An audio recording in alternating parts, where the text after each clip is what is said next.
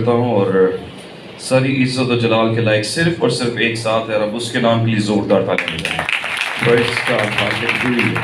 Glory be to God, glory be to God, glory be to God. خدا کے نام کو جلال ہو۔ یقیناً خداوند جو ہماری سپر، ہماری ڈھال ہے اور ہمارا محکم کلا اور مضبوط چٹان ہے۔ پچھلے دنوں بھی جب ہم اس تعلق سے ہم بات کر رہے تھے، نو ڈاؤٹ کہ یہ ساری چیزیں جو ہے اظہار ثانی، یہ سارا کچھ، اور ہم کو پتہ ہے کہ یہ چیزیں کیا ہونی ہیں، کیا ہونا ہے، ہونا ہے۔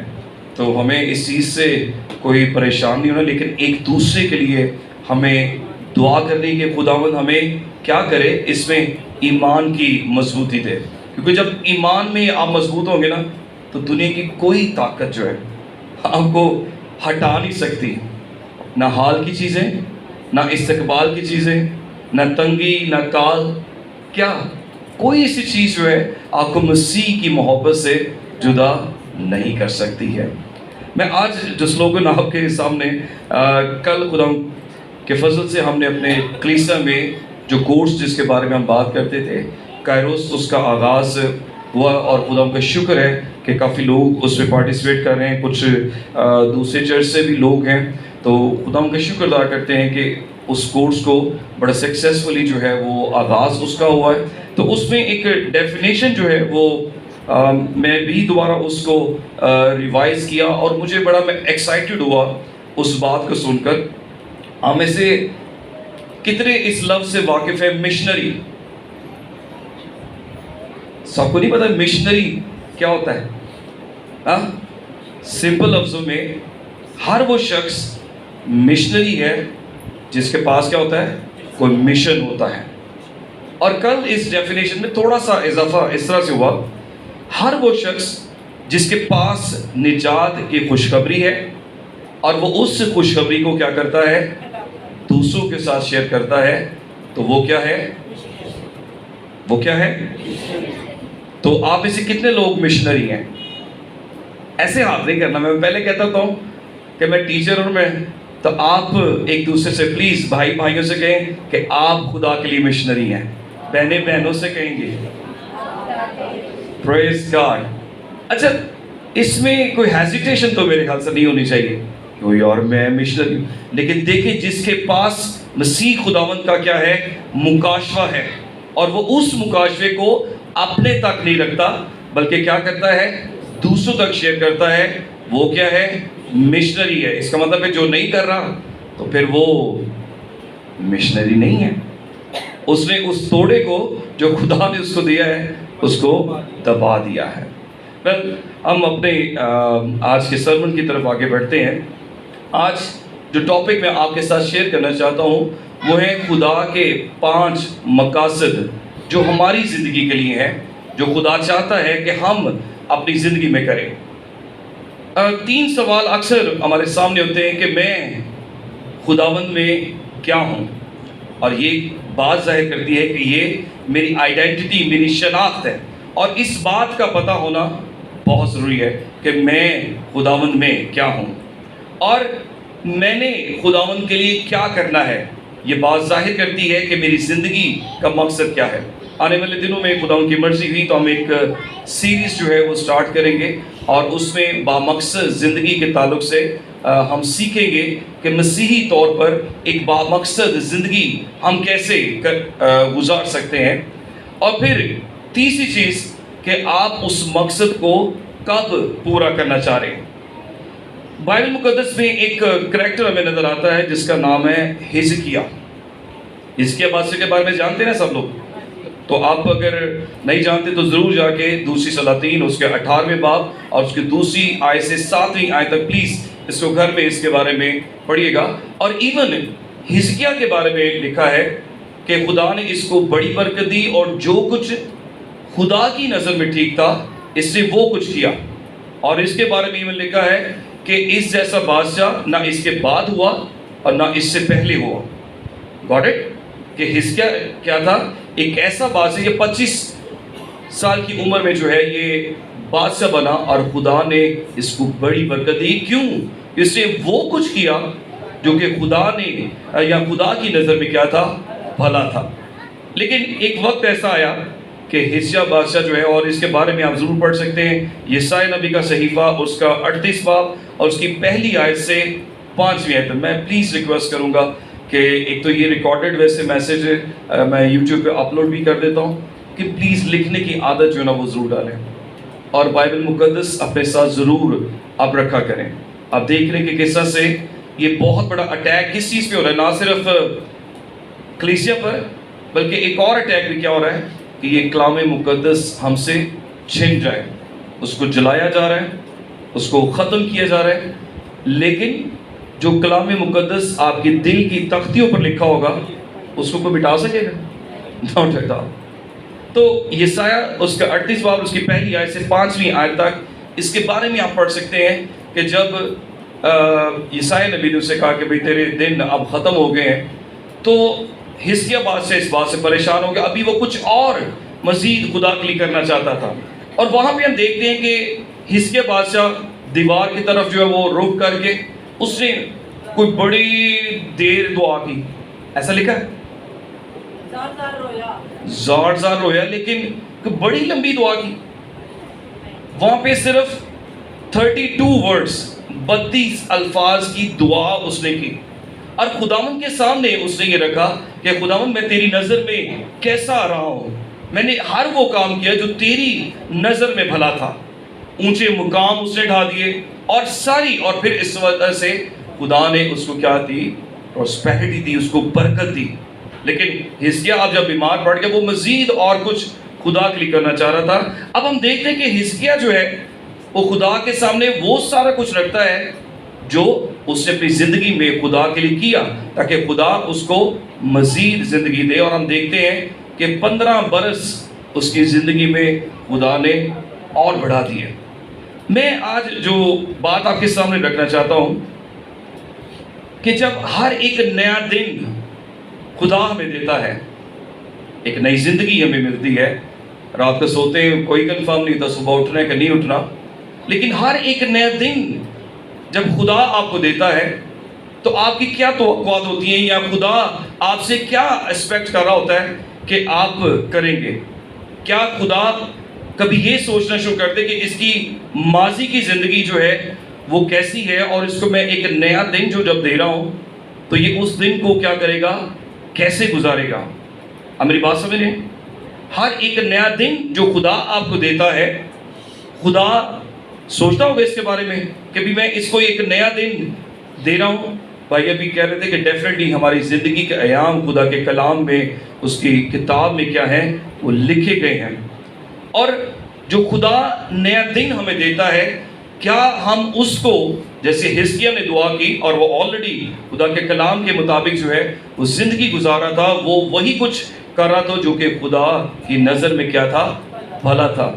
اس اے کویسچن، ایک سوال ہے آپ کے سامنے کہ جب بھی خدا آپ کو ایک نیا دن دیتا ہے تو اس نئے دن کو آپ کیسے گزارتے ہیں، اور یہ بھی کہ خدا آپ کے بارے میں کیا کرتا ہے، سوچتا ہے.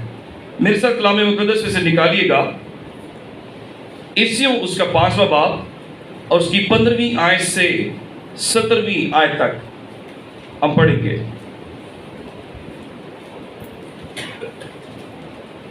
افسیوں اس کا 5واں باب اس کی 15ویں آیت سے 17ویں آیت تک.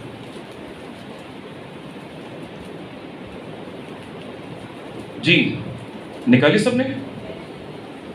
پیج نمبر 187 ہے جی میرے خیال سے. ہاں جی 187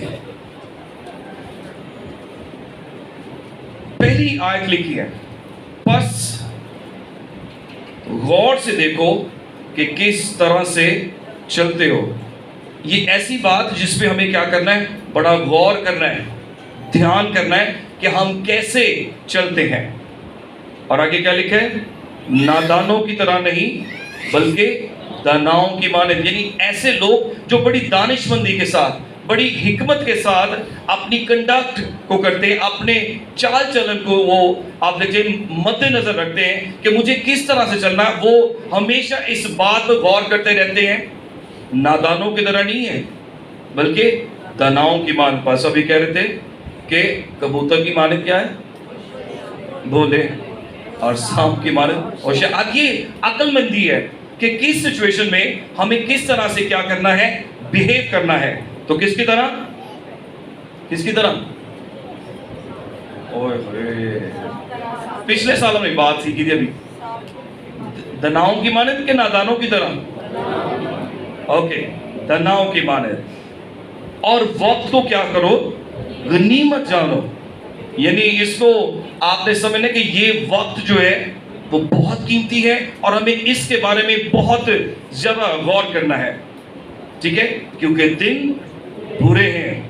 اسی سبب سے نادان نہ بنو، بلکہ خداوند کی مرضی کو سمجھو کہ کیا ہے. دن کیا ہے؟ برے ہیں. اور ہمیں کیا کرنا ہے؟ خداوند کی مرضی کو کیا کرنا ہے، سمجھنا ہے کہ کیا ہے. ہم پولس جو ایک اور خط میں وہ کہتا ہے کہ تجربہ سے خدا کی مرضی کو کیا کرو، معلوم کرو. It's very important کہ اس آیت میں ہمارے لیے کہ ہم کیسے چل رہے ہیں، اس پہ ہمیں کیا کرنا ہے، غور کرنا ہے. اور بعض دفعہ میں آپ کو بتاتا ہوں کہ یہ نیو ٹیسٹمنٹ جو ہے، جب گریک میں اس کو ہم پڑھتے ہیں تو اس میں جو ٹینس استعمال ہوا ہوتا ہے وہ ایون کنٹینیوس ٹینس ہوتا ہے. یہاں پہ بھی یہ فی الحال جاری جو ہے کہ ہمیں مسلسل کیا کرنا ہے. پلیز اس آواز کو تھوڑا کم کریں. اس کی کیا کرنا ہے کہ ہمیں مسلسل اس بات پر غور کرنا ہے کہ ہم چل کیسے رہے ہیں، اور وقت کو کیا سمجھنا ہے، غنیمت جاننا کہ ہر ایک لمحہ جو ہے وہ بڑے کوئی آرڈنری سا لمحہ بھی کیوں نہ ہو، ہمیں اس کے بارے میں بھی کیا کرنا ہے، کیئرفل رہنا ہے. اور اس بات کو انڈرسٹینڈ کرنا ہے کہ خدا مجھ سے کیا چاہتا ہے. ٹھیک ہے، اب تو ہم کلام مقدس میں دیکھتے ہیں کہ مسیح خدا نے کئی معجزات ایسے کہا اور کہا تو کیا چاہتا ہے کہ میں تیرے لیے کروں. ہمارا ایسا خوبصورت خدا ہے کہ تو کیا چاہتا ہے کہ میں تیرے لیے کروں. لیکن ہمیں بھی اس بات کو جو ہے غور کرنا چاہیے کہ خدا ہم سے کیا چاہتا ہے، اور کیا ہم اپنی زندگی میں تناؤں کی مانند چل رہے ہیں یا نادانوں کی مانند. بچہ پلیز دوسرا تموتھیوس اس کا دوسرا باب اور اس کی 21ویں آیت اگر پڑھیں.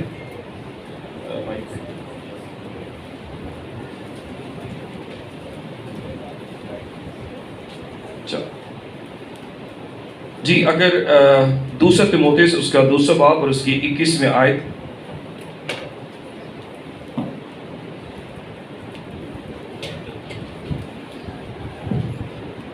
پولس رسول کا دوسرا خط تیموتھیوس کے نام اور اس کی 21ویں آیت جی یوں مرقوم ہے، پس جو کوئی ان سے الگ ہو کر سوری بھائی صاحب دوسری آیت دیکھیے اس کا. دوسری آیت دوسرا تیموتھیوس جی دوسرا باب اور دوسری آیت. اور جو باتیں تو نے بہت سے گواہوں کے سامنے مجھ سے سنی ہیں، ان کو ایسے دیانتدار آدمیوں کے سپرد کر جو اوروں کو بھی سکھانے کے قابل ہوں. پریز گاڈ، جو اوروں کو بھی سکھانے کے قابل ہوں. اور اگلی آیت بھی دیکھیں. مسیح یسوع کے اچھے سپاہی کی طرح میرے ساتھ دکھ اٹھا. پریز گاڈ. کوئی سپاہی جب لڑائی کو جاتا ہے اپنے آپ کو دنیا کے معاملوں میں نہیں پھنساتا تاکہ اپنے بھرتی کرنے والے کو خوش کرے. پریز گاڈ. دنگل میں مقابلہ کرنے والا بھی اگر اس نے باقاعدہ مقابلہ نہ کیا ہو تو صحرا نہیں پاتا. پریز گاڈ. یہاں پہ ہم دیکھ رہے ہیں کہ پولس اپنے شاگرد کو نصیحت کر رہا ہے کہ وہ دکھ اٹھائے اور ایک اچھے سپاہی کی طرح کیا کرے، لڑے. آج میں جو 5 مقاصد آپ کے سامنے جو میں رکھنا چاہ رہا ہوں اس کو ہم ذرا دیکھیں گے کہ خداوند ہماری زندگی سے کیا چاہتا ہے. یاد رکھیے کہ خدا نے کسی بھی شخص کو بے مقصد پیدا نہیں کیا. کیا ہے؟ کسی بھی شخص کو بے مقصد پیدا نہیں کیا. اور جو آپ کی زندگی کا مقصد ہے وہ یاد رکھیے وہ آپ سے بھی بڑا ہے.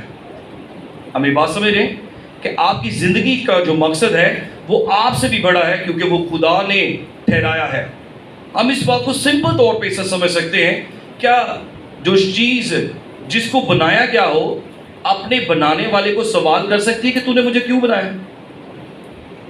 جی کیا بنانے والی چیز جس کو بنایا کیا ہے وہ اپنے بنانے والے کو یہ سوال کر سکتی ہے یا کر سکتا ہے کہ تو نے مجھے کیوں بنایا؟ کیونکہ اس کے بنانے والا جانتا ہے کہ اس نے اس کو کس مقصد کے لیے بنایا ہے. اب میری بات سمجھیں کہ اس کا بنانے والا اس کو جانتا ہے کہ اس نے کس مقصد کے لیے بنایا ہے. اب میرے عزیزو جو زندگی کا پہلا مقصد ہے وہ میں چاہتا ہوں کہ آپ کے ساتھ میں شیئر کروں، یہ ہے کہ خدا چاہتا ہے کہ وہ آپ کی زندگی کا مرکز بن جائے. خدا کیا چاہتا ہے؟ وہ آپ کی زندگی کا مقصد بن جائے. لیکن ہوتا کیا ہے، اپنی زندگی میں مقاصد کو حاصل کرنے کے لیے ہم اپنی ذات کو کیا کر لیتے ہیں؟ مقصد بنا لیتے ہیں. ٹھیک ہے؟ ہوتا کیا ہے کہ ہم اپنی ذات کو، اپنے مقاصد کو یاد رکھیے. اب دنیا کے بہت سے مقاصد کو حاصل کر لیں اور بڑے کامیاب شخص بھی آپ ہو جائیں، لیکن اگر آپ خدا کے مقصد کو پورا نہیں کر رہے تو it's a failure. تو یہ کیا ہے؟ وہ ناکامی ہے. آپ زندگی میں کامیاب نہیں ہیں. کہتے ہیں انسان ساری دنیا جیت لے اور کیا کرے؟ اپنی جان ہار لے. تو کیا فائدہ؟ جس مقصد کے لیے خدا نے ہمیں اس دنیا میں رکھا ہے، ہم اس مقصد کو نہ پورا کریں تو پھر ہم ابدی زندگی حاصل نہیں کر سکتے ہیں. ہم اس وعدہ میں شامل نہیں ہو سکتے ہیں، اس ضیافت میں شامل نہیں ہو سکتے ہیں جو کہ خدا نے اپنے لوگوں کے لیے ٹھہرائی ہوگی. کہتا نا آ میرے باپ کے مبارک لوگوں. تو وہ مبارک لوگ وہی ہوں گے جو کیا کریں گے؟ جنہوں نے اپنی زندگی کا مرکز جو ہے، ان ادر ورڈ وہ کوئی بھی کام کرتے ہیں، کوئی بھی بات سوچتے ہیں، وہ کیا کرتے ہیں؟ وہ یسوع المسیح کی ذات کو مرکز بنا کے. کسی خدا کے خادم نے کہا if God is not God of all, he is not God at all. اگر خدا میرے پورے دل کا خدا نہیں نہ ہے تو میرا خدا ہی نہیں ہے. اب میری بات سمجھیں، اگر خدا جو ہے وہ میرے پورے دل کا خدا نہیں ہے تو وہ میرا خدا نہیں ہے. پادری صاحب کو I still remember کہتے تھے، انگریزی میں لکھا ہے God is jealous God.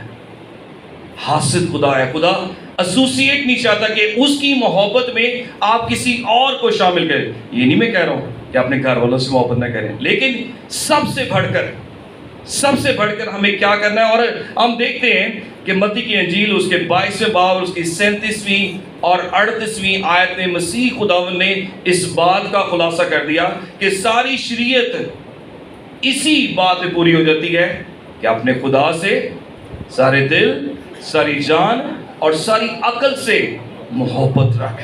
یعنی آپ کی زندگی کا سارا سینٹر جو ہے وہ صرف اور صرف مسیح کی ذات ہونا چاہیے. وہ کہ آپ کا پورشن بھائی صاحب کہہ رہے ہیں کہ پنجابی میں بتائیں کہ خدا سڑ جاتا ہے. ٹھیک ہے، جیلس ہوتا نا تو وہ کہہ رہے ہیں کہ خدا جو ہے سڑ جاتا ہے. So you got it کہ خدا کس طرح سے کہ جب آپ خدا سے زیادہ کسی اور چیز کو عزیز رکھتے ہیں. کیونکہ یاد رکھیے میرے عزیزو، خدا نے اپنے بیٹے سے بھی زیادہ آپ کو عزیز رکھا کہ اس نے اپنا اکلوتا بیٹا بخش دیا تاکہ جو کوئی ایمان لائے تو ہلاک نہ ہو بلکہ ہمیشہ کی زندگی پائے.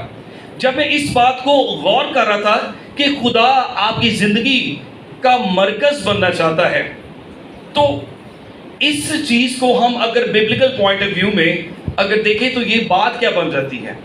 جو پہلا مقصد میں سوچتا ہوں، اور یہ جب آپ مسیح خداوند کو اپنی زندگی کا مرکز بنا لیتے ہیں تو اس بات کو کہتے ہیں عبادت کرنا. کہ یعنی آپ مسیح کی عبادت کو کیا کرتے ہیں؟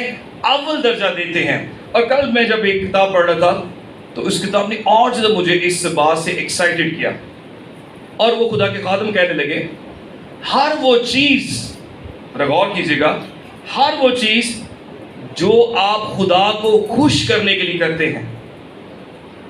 سمجھ رہے ہیں کیا؟ ہر وہ چیز جو آپ خدا کو خوش کرنے کے لیے کرتے ہیں عبادت ہے. سم ٹائمز ہم ڈیسائیڈ کر لیتے ہیں اور زیادہ جو شیلے گیت اگر ہم گا رہے ہیں اور یہ پرستش ہے، اور دھیمی آواز میں جب ہم گیت گا رہے ہیں ہاں اب وہ کلام کی تیاری ہو رہی ہے. نو، ہر ایک کام جو ہم کرتے ہیں جس سے کیا ہوتا ہے خدا خوش ہوتا ہے وہ کیا ہے؟ عبادت ہے. آپ چلتے پھرتے بھی جب آپ کسی سے بات کر رہے ہیں اور اس انداز سے بات کر رہے ہیں کہ وہ بات خدا کے کلام کے مطابق ہے، وہ بھی عبادت ہے. کیونکہ خدا کے کلام میں لکھا ہے قدسیوں میں کہ کلام یا کام جو کچھ کرتے ہو جی جان سے کرو اور یہ جان کے کرو کہ کس کے لیے کرتے ہیں؟ خداوند کے لیے کرتے ہیں. تو یہ کیا ہے؟ کیا ہے؟ سب بولا کرے پلیز، بھائیوں کی تو آواز نہیں آتی ہے. ہوتا نا شاید وہ کہ ڈیسائیڈ کر کے بھائی میں نہیں بولوں گا، تم نے وہاں بولنا ہے. ایسا تو نہیں ہے؟ کیوں نہیں بھائی جی؟ بھائی ارون ایسا تو نہیں ہے؟ پریز گاڈ.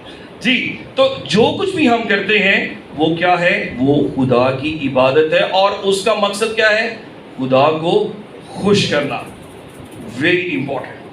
اور دوسری چیز جو میں سوچتا ہوں کہ جو خدا ہماری زندگی سے چاہتا ہے وہ یہ ہے کہ ہم خدا کے خاندان سے کیا کریں؟ محبت کریں. پہلی بات کہ ہم خدا کو اپنی زندگی کا مرکز بنائیں، یعنی اس کی عبادت کو اول درجہ دیں. اور دوسری چیز خدا یہ چاہتا ہے کہ ہم اس کے خاندان سے کیا کریں؟ محبت رکھیں. ٹھیک ہے؟ اور دیکھیں خدا کیوں محبت میں زیادہ انٹرسٹڈ ہے؟ کیوں خدا محبت پہ اتنا کیوں زور دیتا ہے؟ جی خدا محبت ہے. اور ہم پچھلے دنوں میں یہ سیکھ رہے تھے کہ ہم نے ایک دوسرے کو یہ کہنا ہے کہ خدا کیا کرتا ہے؟ آپ سے پیار کرتا ہے. اور خدا صرف یہ نہیں چاہتا کہ اس سے آپ محبت رکھیں، بلکہ خدا کے خاندان سے جو اس کے نام کو قبول کر لیتے ہیں اس کے بیٹے اور بیٹیاں بن جاتے ہیں. تو ڈیفینیٹلی جب بیٹے اور بیٹیاں ہیں تو ایک ریلیشن میں کیا ہوتا ہے؟ ہم ڈیولپ ہو جاتے ہیں. 56 ٹائمز 56 دفعہ کلام مقدس میں یہ لکھا ہوا ہے کہ ایک دوسرے سے محبت رکھو، ایک دوسرے کی پرواہ کرو، ایک دوسرے کو تسلی دو، ایک دوسرے کو حوصلہ دو، ایک دوسرے کی مدد کرو، ایک دوسرے کے لیے دعا کرو، ایک دوسرے کو سلام کرو. جب کبھی آپس میں ملتے ہو تو سلام کرو، جے مسیح دی، خداوند آپ کو برکت دے. اور پھر ایک دوسرے کی خدمت کرو. در حقیقت خدا سے محبت کرنا جو ہے، اور کہتے ہیں کلیسیا وہ ایک ایسی تجربہ گاہ ہے جس میں آپ خدا کے خاندان سے محبت کا کیا کر سکتے ہیں؟ اظہار کر سکتے ہیں، تجربہ کر سکتے ہیں. ٹھیک ہے؟ اور ڈیفینیٹلی اٹس ناٹ ایزی، آسان نہیں ہے کہ ایسے لوگوں سے بھی محبت کی جائے جو کہ کیا نہ ہو اچھے لوگ نہیں ہیں. لیکن خدا کے خاندان میں جس کو خدا نے خلق کیا سب اس کے لوگ ہیں. ڈیفینیٹلی اس کے خاندان میں شامل کرنے کے لیے، کیونکہ وہ اس وقت ہی اس کے خاندان میں شامل ہوتے ہیں جب اس کو قبول کر لیتے ہیں. لیکن ہمیں ایسے لوگوں کے ساتھ بھی کیا کرنا ہے؟ محبت کا اظہار کرنا ہے. کیونکہ مسیح خدا نے کیا کہا؟ اپنے دشمنوں سے بھی کیا کرو؟ محبت رکھو. تو ڈیفینیٹلی اٹ از کہ یہ بہت مشکل ہو جاتا ہے کہ کیا کریں ہم ایسے لوگوں سے بھی محبت رکھیں جو سپوز جن کو ہم پسند نہیں کرتے ہیں. کیا ہے؟ جن کو ہم پسند نہیں کرتے. لیکن یہ خدا کا مقصد ہے آپ کی زندگی کے لیے کہ آپ ایسے لوگوں کو بھی کیا کریں؟ آپ محبت رکھیں. اور ایسی محبت کو ہم کیا کہتے ہیں؟ جو کہ آپ خدا کے خاندان کے ساتھ کرتے ہیں.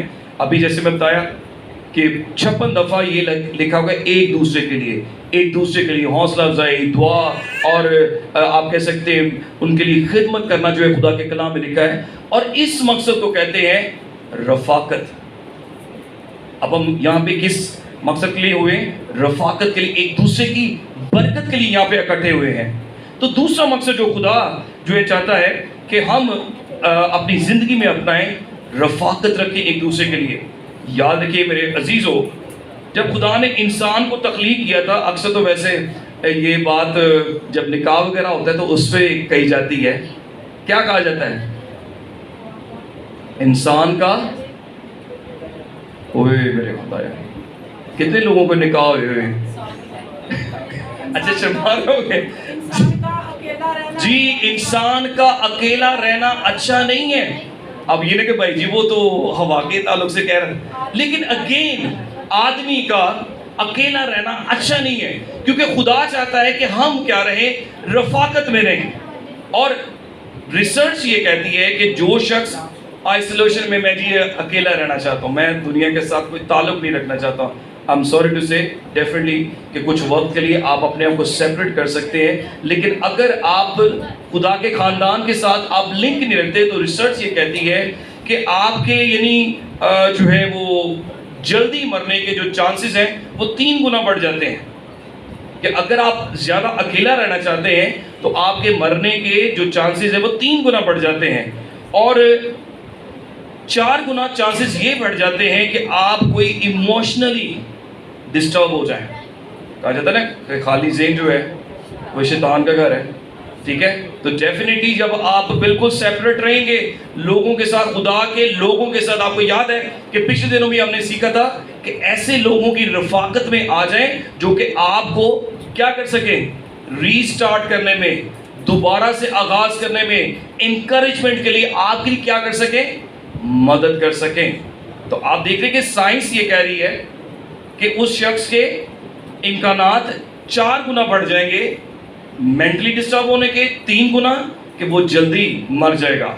لیکن میرے عزیزوں, یہ خدا کی طرف سے حکم ہے کہ ہمیں اکٹھے ہونے سے باز نہیں آنا. اور اس کی خوبصورت مثال ہمیں اعمال کی کتاب اس کے 2 باب اور اس کی 41ویں آیت سے 46ویں آیت میں ملتی ہے. پاکستہ پلیز پڑھیے گا اعمال کی کتاب اس کا 2 باب اور اس کی 41ویں آیت سے 46ویں آیت, اور یہاں پہ ہم رفاقت کی خوبصورت مثال دیکھتے ہیں. جی اعمال 2 باب اور اس کی 41ویں آیت سے ورس 41 سے 46. جی اعمال کی کتاب اس کا 2 باب 41ویں آیت سے لے کر, پس جن لوگوں نے اس کا کلام قبول کیا انہوں نے بپتسمہ لیا, اور اسی روز 3000 آدمیوں کے قریب ان میں مل گئے, اور یہ رسولوں سے تعلیم پانے. پہلی بات دیکھیں کیا, رسولوں سے تعلیم پانے اور رفاقت رکھنے اور روٹی توڑنے اور دعا کرنے میں مشغول رہے. یہ ایک ڈیلی کی پریکٹس ان کی ہو گئی. جی آگے بڑھ صاحب. اور ہر شخص پر خوف چھا گیا, اور بہت سے عجیب کام اور نشان رسولوں کے ذریعہ سے ظاہر ہوتے تھے. جی اور جو ایمان لائے تھے وہ سب ایک جگہ رہتے تھے اور سب چیزوں میں شریک تھے, اور اپنا مال و اسباب بیچ کر ہر ایک کی ضرورت کے موافق سب کو بانٹ دیا کرتے تھے. اور ہر روز ایک دل ہو کر ہیکل میں جمع ہوا کرتے, اور گھروں میں روٹی توڑ کر خوشی اور سادہ دلی سے کھانا کھایا کرتے تھے, اور خدا کی حمد کرتے, اور سب لوگوں کو عزیز تھے, اور جو نجات پاتے تھے ان کو خدا ہر روز ان میں ملا دیتا تھا. اب دیکھیں کیا لکھا ہے, ایمان لاتے, بپتسمہ کا ذکر اس میں ہے, اور پھر کیا ہے, ایک دوسرے کے ساتھ کیا کرتے, رفاقت رکھتے, تعلیم پاتے, اور ہر روز ان میں کوئی نہ کوئی شامل, اور ایک دوسرے کی کیا کرتے, وہ فکر کرتے, اور جس کی کوئی ضرورت ہوتی تھی اس کو اپنا مال بیچ کر ایک دوسرے کی وہ کیا کرتے تھے, مدد کرتے تھے. تو ایسی رفاقت کی خوبصورت ہمیں مثال یہاں پہ کلام مقدس میں ملتی ہے کہ ابتدائی کلیسیا نے کوئی اس بات پہ فوکس نہیں کرتی کہ اچھا جی ہم کوئی بڑے کروسیڈ کروا لیں.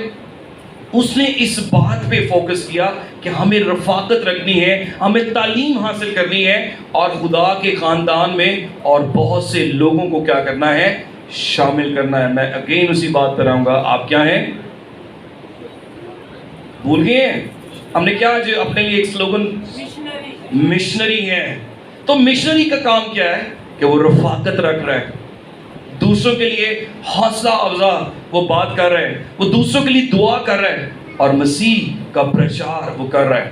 تو یہ دوسری چیز جو ہم نے سیکھی ہے وہ کیا ہے, خدا چاہتا ہے کہ ہم رفاقت میں آ جائیں. پہلی عبادت, اور دوسری چیز جو ہے رفاقت. تیسری چیز جو کہ خدا چاہتا ہے کہ میں روحانی طور پر بلوغت اختیار کرتا جاؤں, میچور ہوتا جاؤں. کیا ہے, میں روحانی طور پر میچور ہوتا جاؤں. معذرت کے ساتھ بہت سے لوگ اگر کلیسا میں کئی سالوں سے آ رہے ہیں اور لیکن اگر وہ خدا کے کلام کے مطابق زندگی نہیں گزار رہے ہیں تو ڈیفینیٹلی وہ بلوغت کی طرف جو ہے وہ میچور نہیں ہو رہے ہیں. میرے عزیزو، یہ بہت ضروری ہے کہ ہم اب وہ سپون فیڈنگ سے، کہ جیسے چھوٹے بچے کو، شیرخوار بچوں کو جو خوراک کھلائی جاتی ہے تو کیا وہ ساری عمر وہی خوراک کھاتا جائے گا؟ ہوتا ہے ایسے؟ بہن ہنس رہی ہو، کہتے نہیں پیسہ ویسے نہیں ہوتا. تو کیا ہوتا ہے، ان کو سالڈ ڈائٹ بھی جو ہے وہ کیا کی جاتی ہے، دی جاتی ہے. آپ میری بات سمجھیں؟ تو خدا یہ چاہتا ہے کہ میں اور آپ کیا ہوں، روحانی طور پر بڑھتے جائیں. خدا کے کلام میں لکھا نا کہ وقت کے اعتبار سے تو تمہیں کیا ہونا چاہیے تھا؟ کیا ہونا چاہیے تھا؟ یہ نہیں کہنا تو بڑا استاد ہے، ایسا نہیں ہے. وقت کے اعتبار سے تمہیں کیا ہونا چاہیے تھا؟ استاد. اور روحانی بلوغت میں بڑھنے کا یہ جو عمل ہے، یہ یاد رکھیے یہ کنٹینیوس عمل ہے، کیونکہ خدا چاہتا ہے کہ میں اور آپ مسیح یسوع کی صورت میں کیا کرتے جائیں، ڈھلتے جائیں. اس جہان کے ہم شکل نہ بنو بلکہ وقت کے ساتھ ساتھ اپنی صورت بدلتے جاؤ. اور ہم نے یہ دیکھا تھا کہ صورت بدلنے کا یہاں پہ مطلب ہے changing the way you think. اپنی سوچ کو بدلتے جائیں. ڈیفینیٹلی آپ اسپرچولی کیا کریں، گرو کریں. اور اس کا مطلب کیا ہے، آپ شاگردیت کی طرف آتے جائیں. آپ نے مسیح کو قبول کیا، گڈ، بہت اچھا ڈیسیژن آپ نے لیا. لیکن اس کے بعد اگر آپ سپون فیڈنگ پر کہ صرف آپ وہ سیریل جو ہے وہ کھاتے ہیں تو اس سے آپ کبھی بھی کیا نہیں ہوں گے، گرو نہیں کریں گے. بلکہ آپ کو کیا کرنا ہے، آپ نے شاگردیت کو جو ہے وہ اختیار کرنا ہے. اور آپ کو پتہ ہے شاگرد کا مطلب کیا ہوتا ہے، کہ جو اپنے استاد کی مانند بنتا ہے. شاگرد اپنے استاد کی مانند بنتا جاتا ہے اور اس سے سیکھتا ہے. جس طرح سے وہ اپنے استاد کو دیکھتا ہے وہ اسی طرح سے کرتا ہے.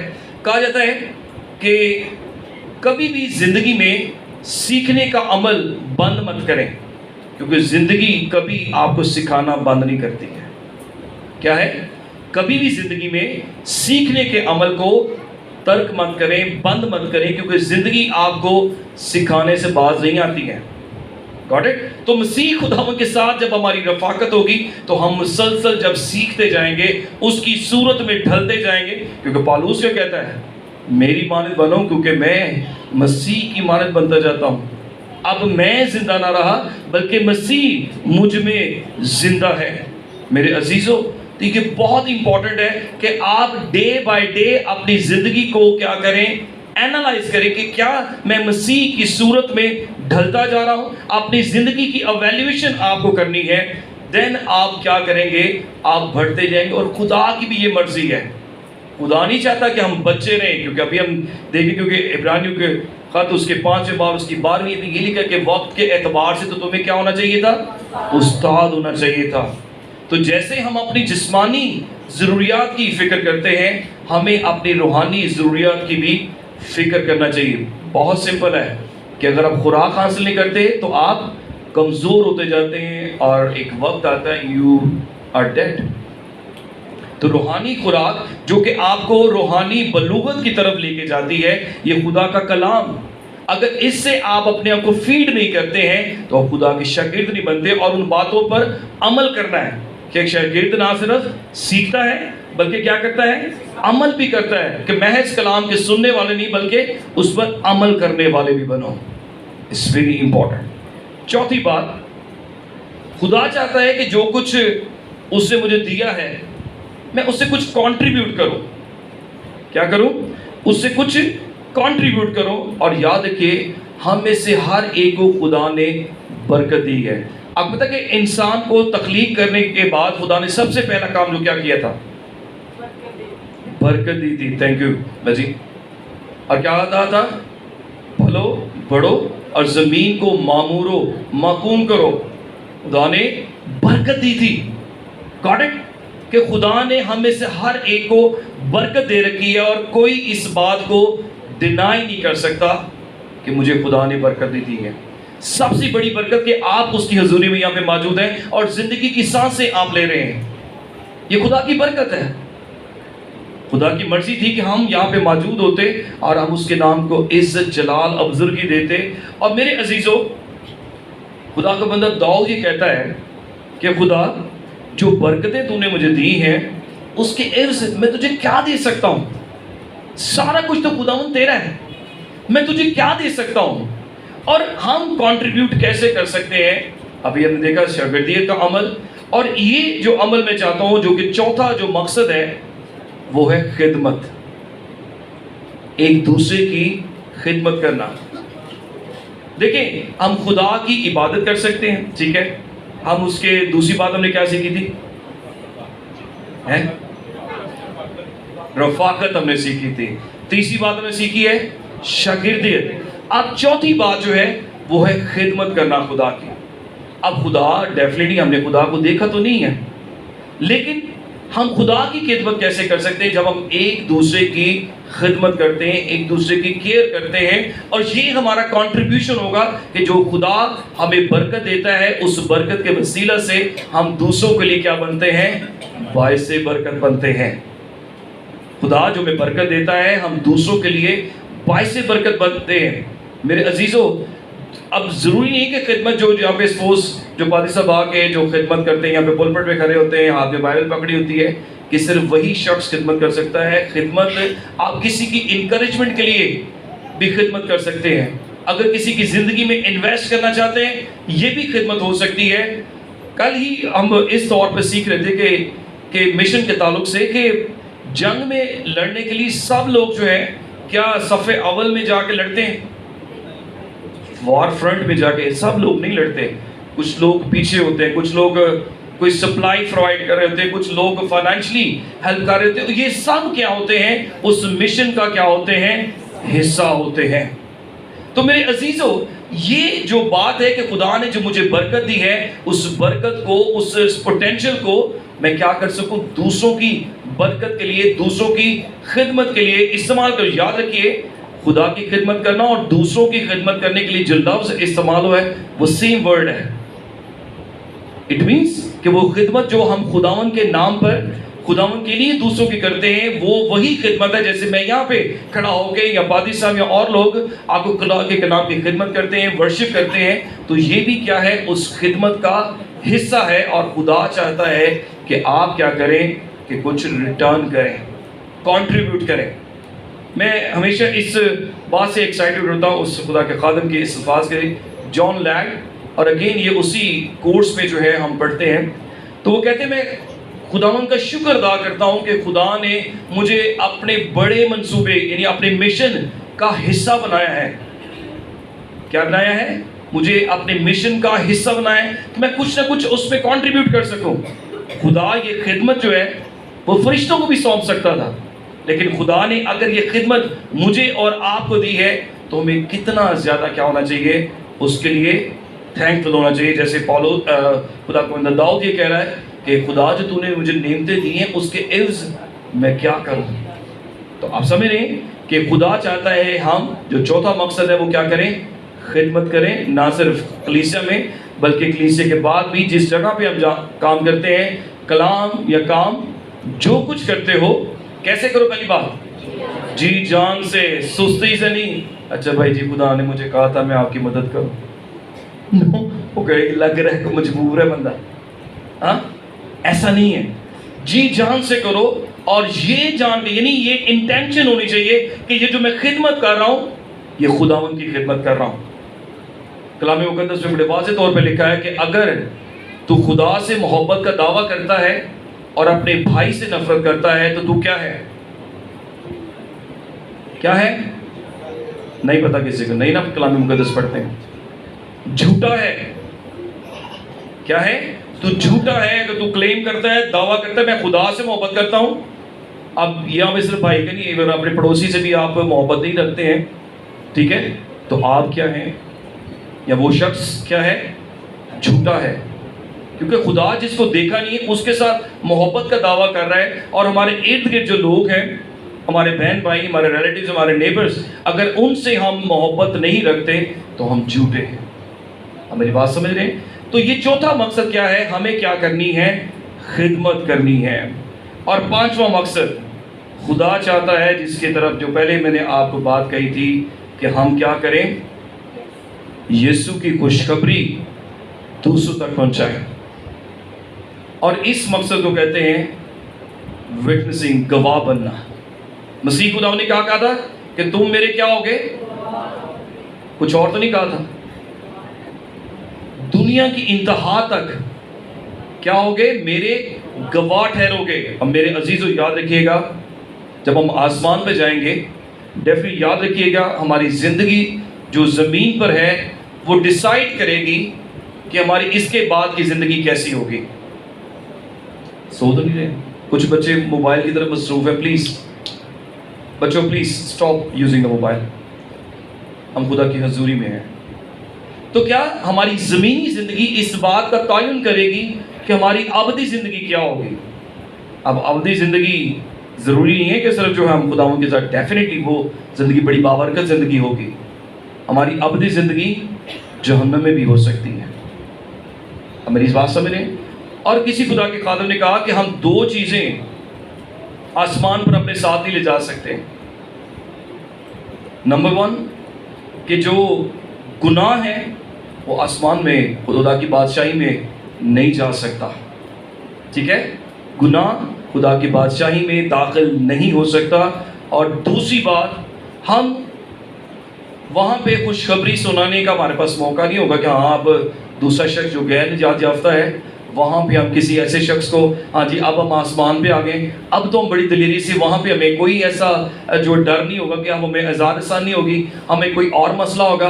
अब हम इन लोगों को ईजी, क्योंकि वहाँ पे बहुत सी कौमों के लोग होंगे और हम उनको क्या करेंगे, खुशखबरी सुनाएंगे।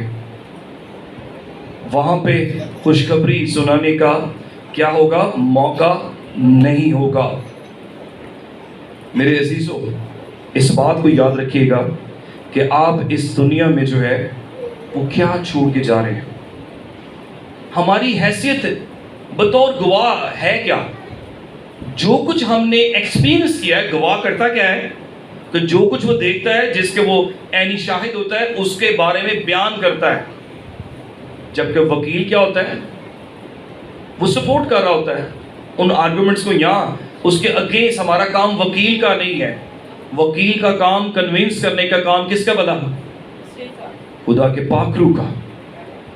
ठीक है, कन्विंस करना जो है वो खुदा के पाकरू का काम है मेरे अजीजों, और गवाही देना हम सब का काम है। मैं इस मिसाल के साथ ख़त्म करना चाहूँगा।